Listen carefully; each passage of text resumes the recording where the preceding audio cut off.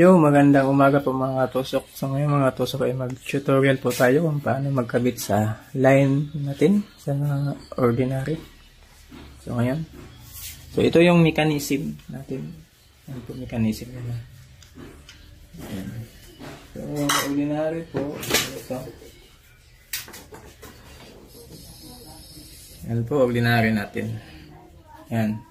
So, ordinary po ito. Ganyan pong trigger. Pag once na ordinary, sabi ordinary, yung trigger po iba. Yan. Ordinary trigger yan. Yung kahoy, body, pintura, pareho lang sa mechanism. Pero yung trigger yung na iba. Yan po. So, tutorial po tayo sa ating sa line natin. Yan. So, kung magkakasa po tayo ng guma, so dito po natin ilagay. O dalawang guma, ilagay natin dito, wag dito pag nakalagay. So, pwede rin dito ilagay ang guma, pero taas lang to, tanggalin tong line. Yan. So, pwede siya ilagay yung guma. Tapos, bago ang line. No. Kung una ang line, tapos lagyan nyo ng guma to, parang na bitik, tawag ito.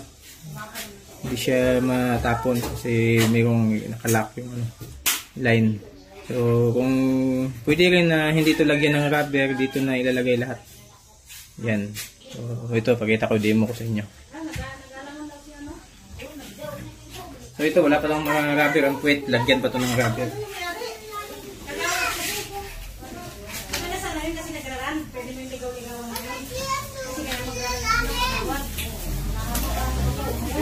So, ganyan po style.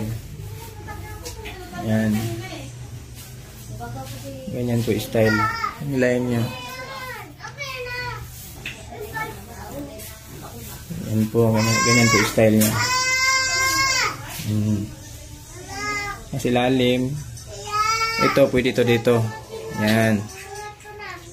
So, ganyan po mga katusok. So, ating tutorial sa ating new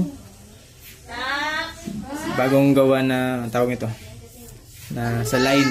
So wala na tong yung ganun-ganun na line. So dito na siya naka-direct para mas matibay kasi iisa lang kasi siya. So yan po. Ganyan po style mga katusok. So maraming salamat po sa panonood at paki-follow sa ating Facebook page Bungo Iskorgan para marami pa tayong makitang video na tutorial tulad nito.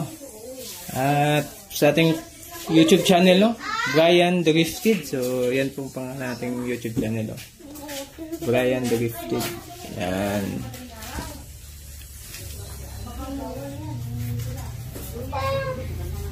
So ayan mga katusok, i-ship out namin yan ngayon. So meron na tawag ito na ano po tayo sa rubber, na short po tayo sa rubber mga katusok.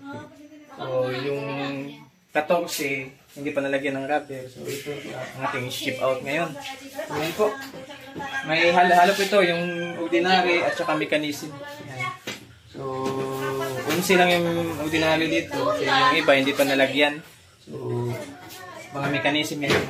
Yung mahaba na rin mga mechanism.